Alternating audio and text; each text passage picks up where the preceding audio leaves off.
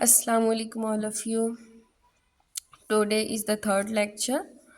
आज हम लोग बाबुली व आशूरी तिब पढ़ेंगे। इससे पहले हम लोग ने तिब की अहमियत, तारीख़ तिब पढ़ने की अहमियत, उसके बाद तिब की इब्तदा, तिब के अव्वलीन मराकिज़ पढ़ चुके हैं। आज हम लोग बाबुली व आशूरी तिब स्टार्ट करते हैं।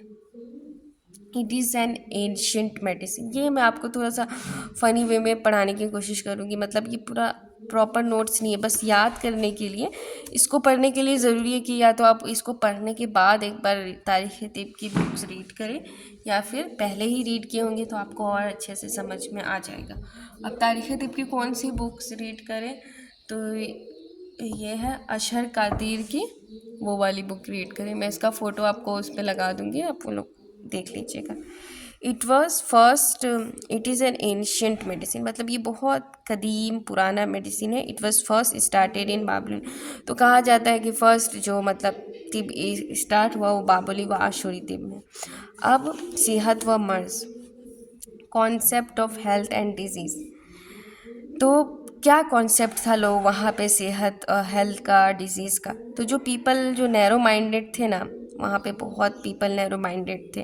तो किसी पर्सन को डिजीज़ हुआ, उसका मतलब है कि गॉड नाराज़ है, और ये उससे ही ठीक हो जाता है जब आप गॉड की पूजा करेंगे, अच्छे से उनको बलि वली चढ़ाएंगे तभी। तो पर्सन को डिजीज़ हुआ मतलब गॉड नाराज़ है, ठीक है। और it can only be cure by worshiping of God. अब आया अगर मर्ज ज़्यादा बड़ा है, मतलब ज़्यादा पाप किया है। बिग डिजीज़ बिग सिन, स्मॉल डिजीज़ स्मॉल सिन। और if a person is innocent, कोई पाप नहीं किया है फिर भी मर्ज हुआ, तो इसका मतलब हुआ कि कोई शैतानी ताकत उसको वो कर ली है, उसके ऊपर चढ़ गई है और उसको बीमार कर दी है। मतलब आप इसका रीज़न आप देवी देवता या गॉड नाराज़ नहीं है, बल्कि इविल स्पिरिट डेमन की वजह से ये हुआ है। अब गॉड ऑफ हेल्थ, उनके बहुत सारे देवता थे, सेहत के देवता। थिंकिंग कि मर्ज को दूर करना है तो देवी या देवता की पूजा करना होगा। अब गॉड ऑफ हेल्थ थे 5। फर्स्ट है आया, oldest ghost among of the God of health, मतलब इतने सारे गॉड में ये सबसे ओल्ड था आया। फिर है Marduk, cure any disease from any part of the, कोई भी डिजीज़ को ठीक कर सकता था, ये सिर्फ उनका मानना था। फिर जो RX है, इनके ही नेम का मतलब नेम ऑफ मुर्दक का ये सफिक्स है, ये शिफा की अलामत समझी जाती है। आज भी डॉक्टर्स अपने प्रिस्क्रिप्शन में RX यूज़ करते हैं शिफा की अलामत के लिए। थर्ड जो इनके गॉड थे वो नीबू नाबू था, मोस्ट स्ट्रॉन्गेस्ट गॉड थे। इनके ऑर्डर से कोई भी डिफ़िकल्टी दूर हो सकती है। फिर है इश्तार एंड अलाता, देवी वेर वेरी फेमस, बट जो गुल्ली थी, ये 5वीं देवी थे जो पॉइजनस इफ़ेक्ट को दूर करती थी। ये और ज़्यादा फेमस थी, जो भी पॉइजनस इफ़ेक्ट को दूर करने में ये मानी जाती थी। अब आ गया डेविल्स, शैतानी, जो इन पे हमला करती थी। अब शैतान भी बहुत सारे थे, मतलब ये शैतान ये वाले मर्ज़ को करता है, ये शैतान ये मर्ज़ को करता है, इस तरीके से। अकॉर्डिंग टू अहले बाबुली, any disease is cause by some evil ones, कोई भी डिजीज़ हो रहा है मतलब कोई शैतानी ताकत की वजह से ही हो रहा है। तो फर्स्ट जो शैतान था वो अशुकु, ये कॉज करता था फीवर। नमतारू कॉज प्लेग ताउन, जो चूहे से होती है बीमारी। अटाकू कॉज डिजीज़ ऑफ नेक, गर्दन की बीमारी। अल्लू बोन्स, हड्डी। गल्लू हैंड्स, हाथ की कोई डिजीज़ हो गई। रबीसो स्किन डिजीज़। पाजुजू, ये disease which are dangerous to health and fatal disease, जो दैट कॉज मोहल्लिक बीमारी, ये इस शैतान से होता था, ठीक है। ये याद करने के लिए इजी वे में है, आप एक बार इसको पढ़ के बुक रीड करेंगे तो आपको और अच्छे से समझेगा, और या फिर आप पहले ही रीड किए होंगे तो आपको और अच्छे से समझ में आ रहा होगा, ठीक है। बाबिलियन फिजिशियन एंड देयर कैरेक्टर, बाबली अतिब्बा और उनके औसाफ। अब वो लोग अपनी तिब की तालीम कहाँ से हासिल करते थे, वो एडुकेशन ऑफ तिब फ्रॉम दरगाह एंड टेम्पल से ही हासिल करते थे। They were divided into 3 groups, ये 3 ग्रुप्स में फिजिशियंस डिवाइडेड थे। 12 ये लोग स्पिरिचुअल ट्रीटमेंट से इलाज करते थे, ठीक है, स्पिरिचुअल ट्रीटमेंट से। अशिपू मंतर्स, मंदिर जाया करते थे ये लोग, अपने आइडियल अशिपू की पूजा करके इलाज करते थे।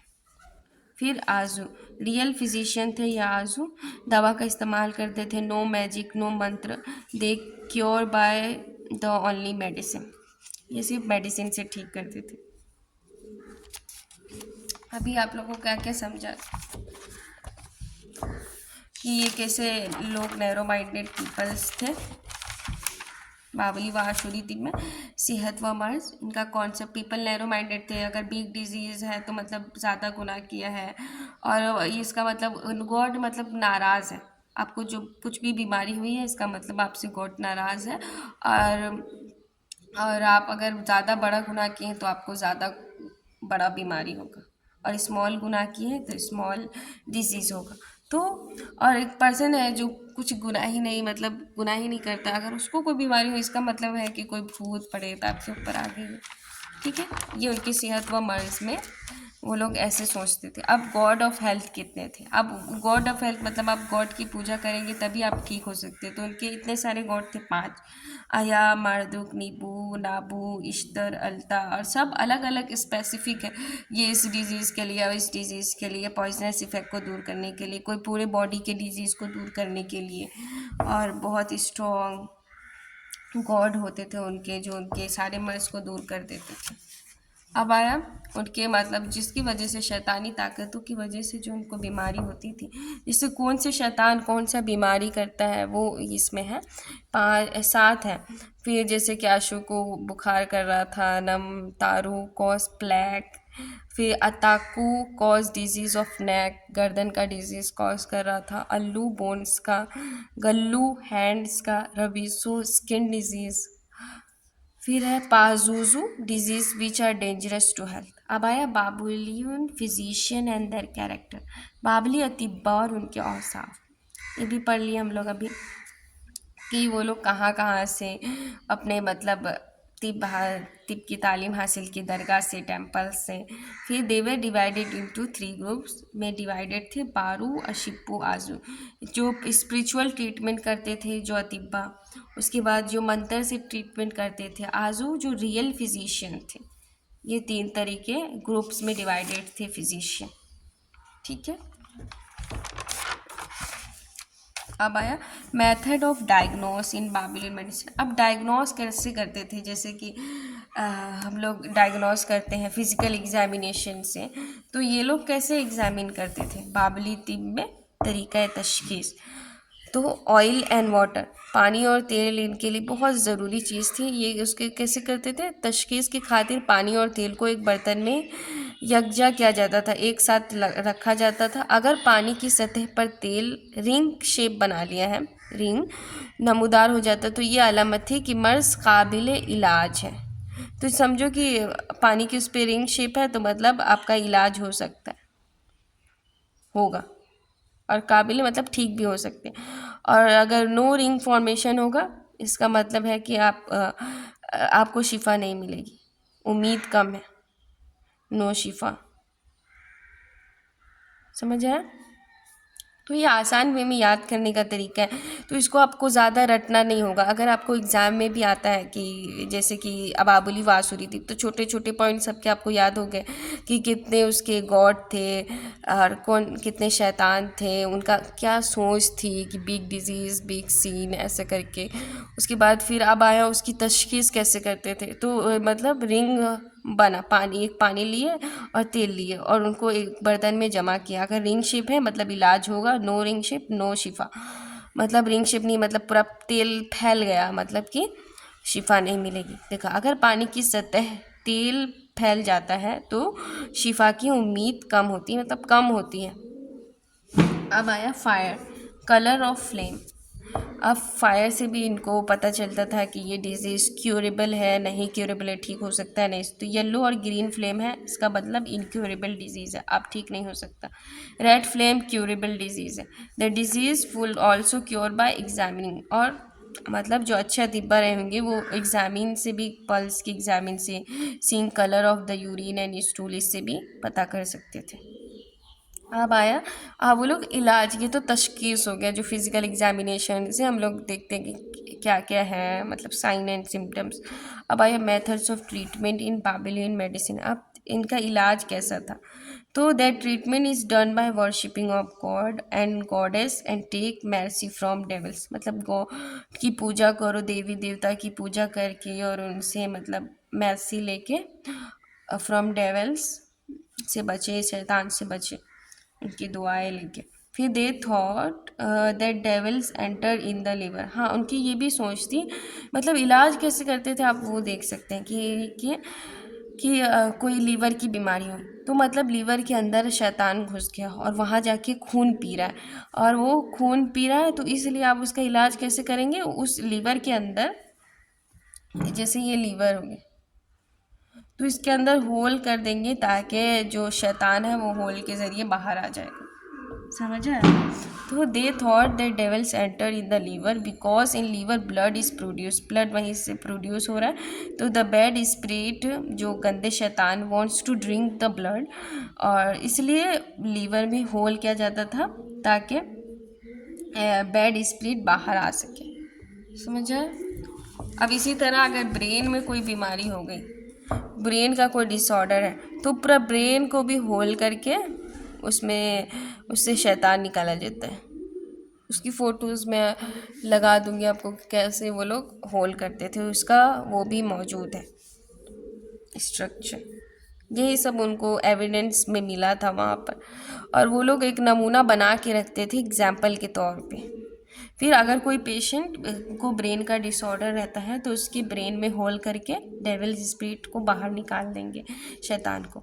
और अगर कोई पेशेंट राजा है या फेमस पर्सनैलिटी का है तो उसको कैसे होल करेंगे?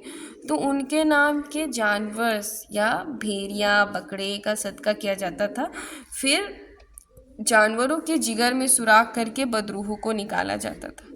ये सब करने के लिए मिट्टी के मॉडल्स भी बनाकर तालीम दी जाती थी। समझ आया? इसीलिए उनको एविडेंस मिला है हम लोग को। फिर बाबुली व आशुरी तब के ज़राए मालूमात। अब ये इनकी मालूमात है कुछ। If the physician done the treatment bye bronze instrument and the disease, ये रूल्स थे वहाँ के। एक वो बादशाह था जो वहाँ पे रूल्स बनाया था, बादशाह का नाम था हमूराबी। तो अगर फिजिशियन ट्रीटमेंट करता है ब्रोंज इंस्ट्रूमेंट से, डिजीज़ क्योर हो गई, तो फिजिशियन को 10 सिल्वर के शिकल्स मिलता था।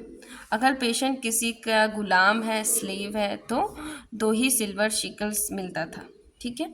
और अगर किसी फिजिशियन से पेशेंट की डेथ हो जाए, मर्ज और बढ़ जाए, तो उनका हाथ काट दिया जाता था। डॉक्टर्स के हाथ काट दिए जाते थे, सोचो।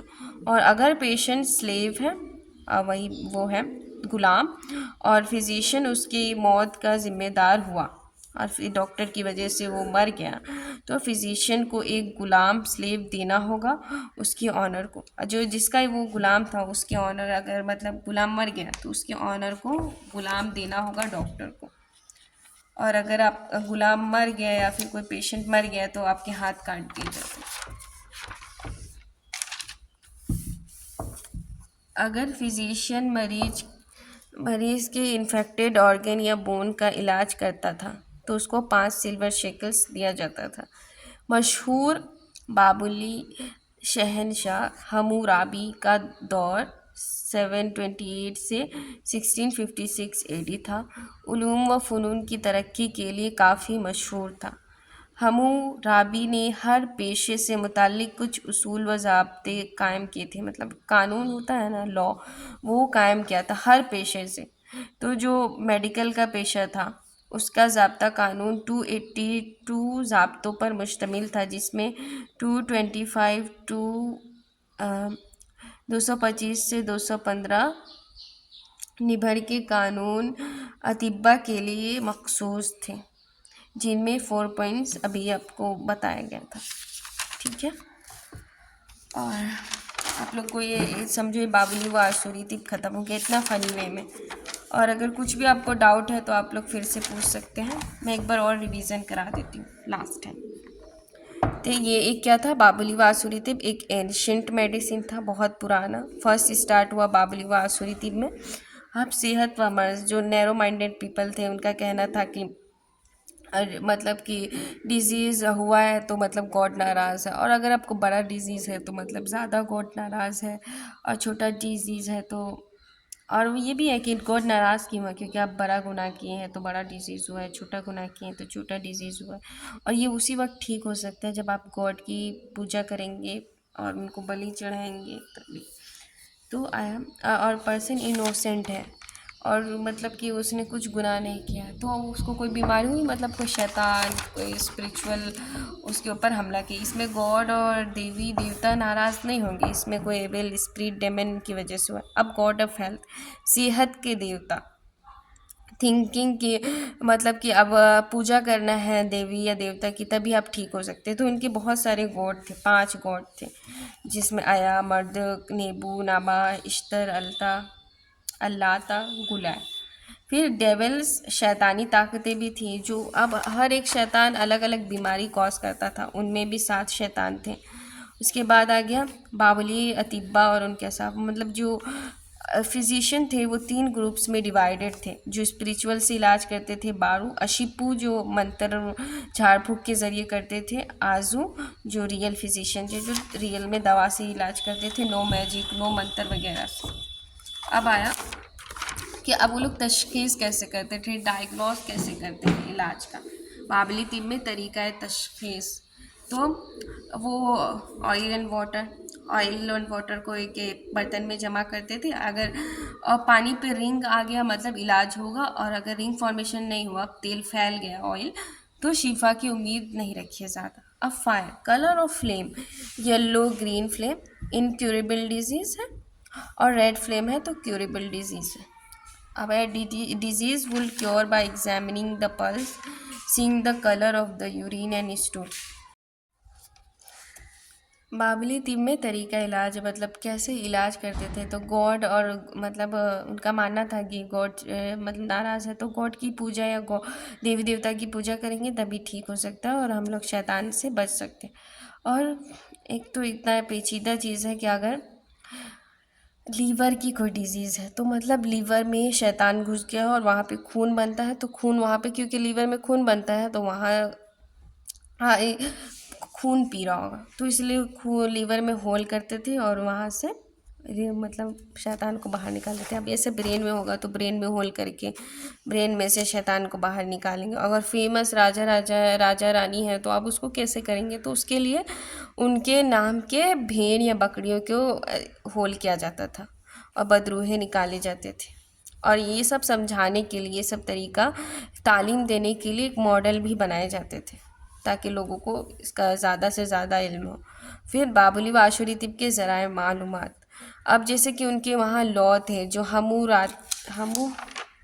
हमूराबी करके बादशाह था, उन्होंने ये लॉज बनाए थे, जो जैसे कि मेडिकल में तो आप अगर क्या है ब्रोंज और इंस्ट्रूमेंट से अगर इलाज करते थे और ठीक हो गया तो आपको 10 सिल्वर्स मिलेंगे, और अगर फिजिशियन से पेशेंट की डेथ हो जाएगी तो मर्ज और बढ़ जाएगा तो आपके हाथ काट दिए जाएंगे।